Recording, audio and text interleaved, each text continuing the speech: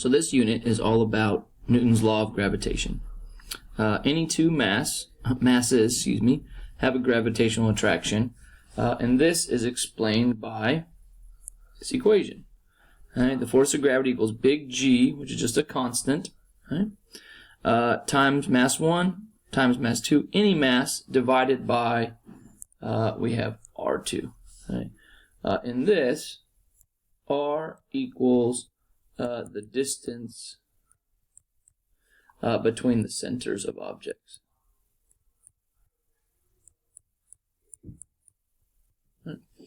If you had two people, you would probably ignore the distances and just go to their body. Right? Looking for this distance here, right? Because they're not wide enough, you don't have to worry about the distance to their center. Now, if I have Earth, and definitely not drawn to scale, but then I would look at the distance from the center of the Earth to the object. I don't need to worry about the center of the object because the distance to the center of the Earth, just the radius of the Earth, is so much larger. And we'll see that some more later. Back again to this, any two masses have an gravitational attraction. You and the Earth, you and your classmate, you and your teacher, you and your cell phone, the Earth and the Moon. Also, don't forget Newton's third law. If you are attracted to the Earth is attracted to you with an equal and opposite force. You and your classmate. If you are attracted to your classmate is attracted to you with an equal and opposite force.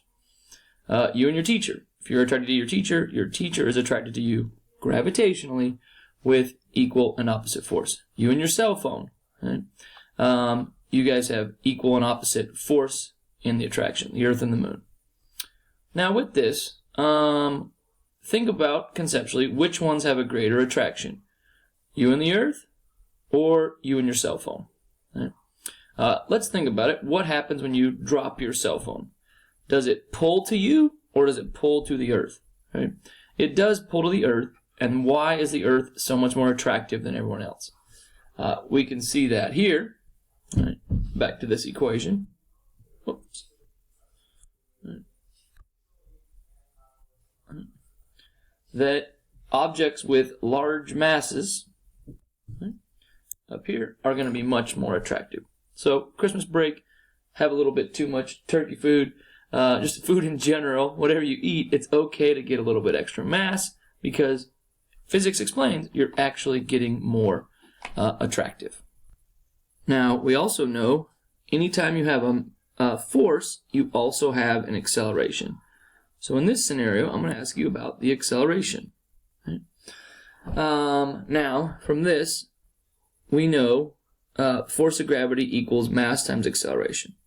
Now let's compare it at the Earth's surface. At the Earth's surface, we know force of gravity equals the mass of whatever object it is times by g. Okay? Then, doing some algebra, I could divide both sides by m2. And you notice they cancel out.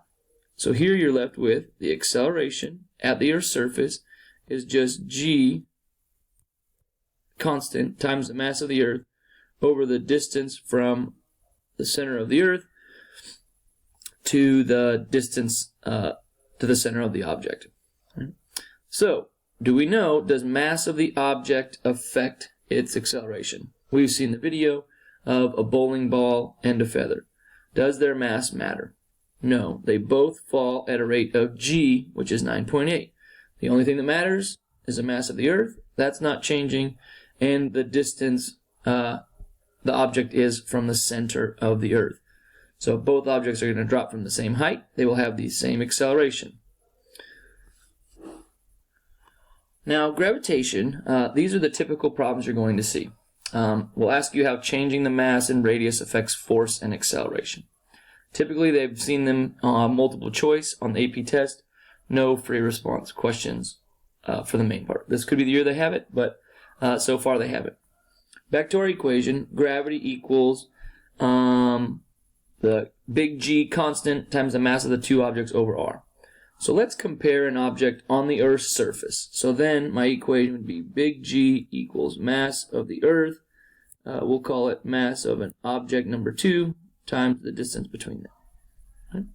So we've done this strategy before. We can start with our equation. Fg equals big G me m2 over the distance between them squared. Now, before we even get into this, you should be able to see what happens if you double the mass of the Earth.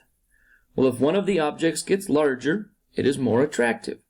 So I can look at my multiple choice options and see, well, this is saying when you double the mass of the Earth, you have the same force of gravity. We just said if you have more mass, you become more attractive, so it can't be that one.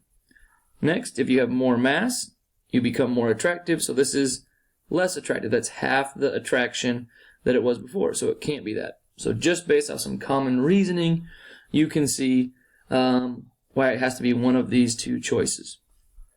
So now we do our part where I like to do with the two colors. Okay?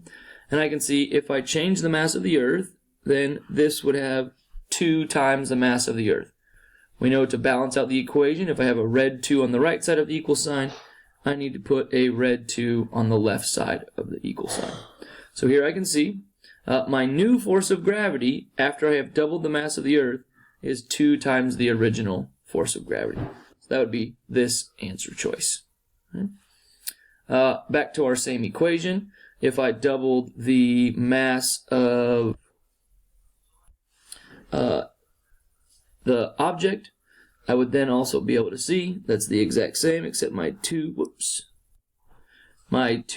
is over here by mass of the object, but I have a red 2 on the right side of the equal sign, so I need a red 2 on the left side. So that's the exact same for mass of the Earth and doubling the mass of the object. Now let's take a look at the acceleration. Well, we saw when you find the acceleration, you would just divide by m2 on one side, and that equals m times g, and we're looking at m2. Divide this side by m2, so I'm left with g equals big G, mass of the Earth, over distance between them squared. Right? That's mass E. If you look at this problem, what happens if we double the mass of the Earth? Well, we said anytime you double the mass, you get more of a force, an attractive force. But the problem is we're not looking at the force, we're looking at the acceleration. So let's take a look and see what would happen. Here, if I doubled the mass of the Earth, I would double the acceleration. So on this one, if you had a planet that had a larger mass, it is going to get a larger acceleration. Now, the interesting one is our next one. If I went to here, got rid of these again. So now I'm looking at what about the mass of the object. If I look at this equation, is mass of the object there? Let's say I started with a feather and then I went to a bowling ball. Does that change the acceleration? You've seen from videos this year that they stay the exact same. That doesn't matter. The only one would be the mass of the planet, which is pulling the object down. Okay? So this one you'd have the same acceleration. The only way to change it is to get a larger mass of the Earth, right? Not the mass of the object. Conceptually, why does that happen? Well, if I have more mass, I'm going to need a larger force to move it. Okay? We can see over here, I had a larger force to move it. Okay? But the issue is, if I have a larger force, we know F equals ma. So here, if I double the mass of the object, I would double the force. So when you get a larger object, you get more force, but in turn, you also got a larger mass. So those two would cancel out, and you'd be left with the exact same acceleration. Now, next question, if we have r, and not really radius, but distance between the centers, what's going to happen? Well, the great part here is this equation even explains kind of why you shouldn't, we got to be careful. It may be able to break the laws of physics when you do it. Long-term dating is hard, right? So what happens if you get to a larger distance between the objects? If that goes up, the force of gravity goes down. So if you're ever doing long-distance dating, the physics explains it that you'll be your partner will be less attractive when you're at a long distance. So that's why you got to be careful with that.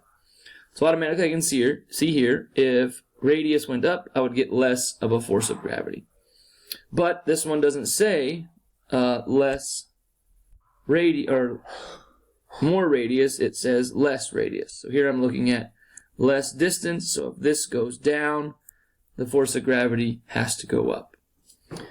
Force of gravity has to go up, so automatically that gets rid of these two multiple choice options, so then I have to figure out which one it is. Well, if we looked here, we can see if I put a 1/2 here, and anytime I do anything to r, I have to square it, so that is a 1/2 squared, then I would also get the 1/2 squared, which is the same as 1/4. We've seen before, when you divide by a fraction, that is the same as inverting and multiplied, so it's going to be 4 times the force of gravity. Okay. Over to our equation for acceleration. You see the object doesn't matter, only the planet matters. And I want to look here and see how it affects it. Well, this is going to be the exact same as the other one. The only thing that changes is I get half the radius. So then that is the same as 1/4 multiplied by the reciprocal, and I get 4 times the acceleration. The last problem here says, what if you double the mass and the radius? And I'm only going to look at mass of the object. You may want to pause the video, try and do it on your own, and see what you can come up with. So, if I did this, I would do the same thing I've talked about, write my equation down. So this is going to be force of gravity equals big G, mass of the Earth, times mass of the object over r squared. Okay? Now, let's just do a basic idea. So if the mass gets larger, okay, of the object, so that is my mass of my object goes up, the force is also going to go up. But we said you're also increasing the distance between them. So if this goes up,